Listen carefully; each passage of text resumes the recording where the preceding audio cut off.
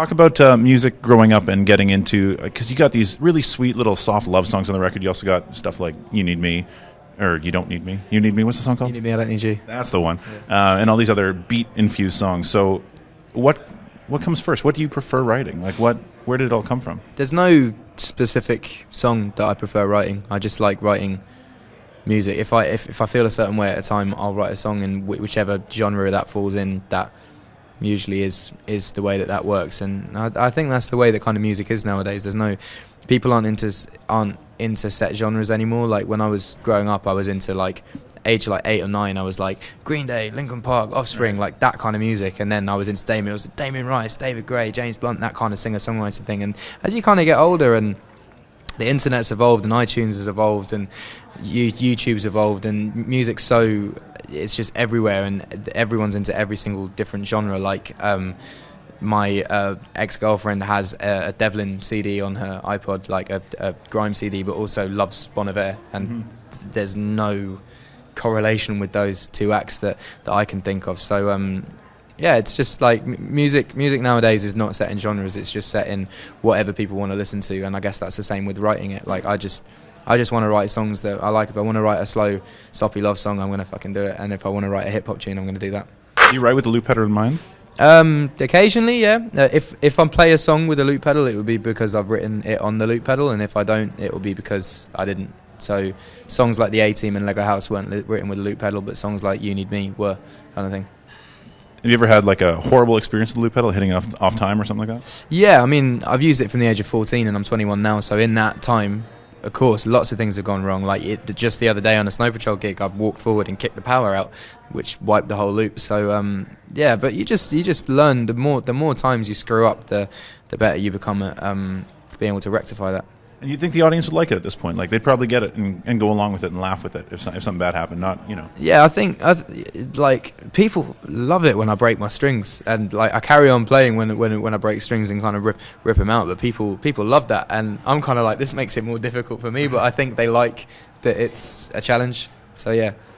I hear there's like a whole group of you that got tattoos for this record release.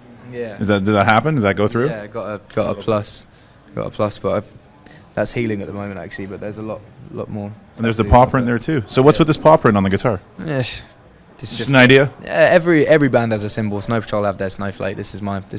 Here's the paw print. Where'd it come from?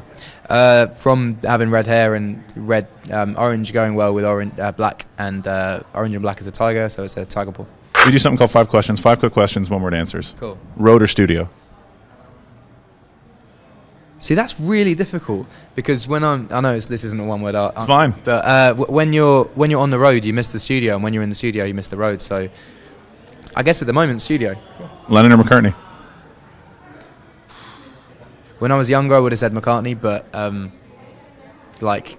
don't know. Come Together is one of my favourite tunes, so I'll probably say Lennon. Cool. When you hear a song, what hits you first? Lyrics, melody, or rhythm? The voice. Yeah, that's. You could have Van Morrison singing the alphabet, and I'd still listen to it. That makes me think of something. We'll get back to the 5 questions, but you've got this pop sensibility in your vocals, like "She Don't Wanna Go Outside," that kind of stuff. That I don't like. Where does that come from? Where do you come up with these ideas? I'm a huge fan of people with voices that are like beautiful. Like I think Van Morrison, for one. There's a band called Nizlopi, the vocalist from there, and there's a girl in England called Emily Sandé, and just like I love vocal tones and the way that artists can use their vocals. So just from listening to a lot of them. Do you screw around with just random melodies, and because that's kind of what it is that really hooks you? It's the hook, right? I guess so. Yeah. I mean, I just like melodies that sound pretty. Cool. They sound pretty. Pretty, yeah. Oh, pretty. It's a big difference there. Yeah. Song you've written you're most proud of? The A-Team. It just got a Ivor Novello nomination for music and lyrics, and really? for me, like that for me is the greatest award I could ever be nominated for. And it's there's only 5 categories. There's only 3 nominations in each category, and the other 2 people in my category are Florence the Machine and Adele. And it's a song that I've written 100% myself, and no one else had anything to do with. So I'm very, very honoured. It's going to be good. It's going to be the big single here, if it's not already.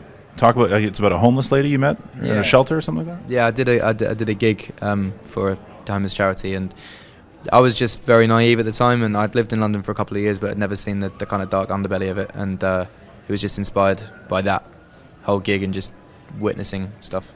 Cool. And in one word, back to the 5 questions. In one word, Ed Sheeran. Relaxed. Nice. Thank you very much, man. Much appreciated. Thanks.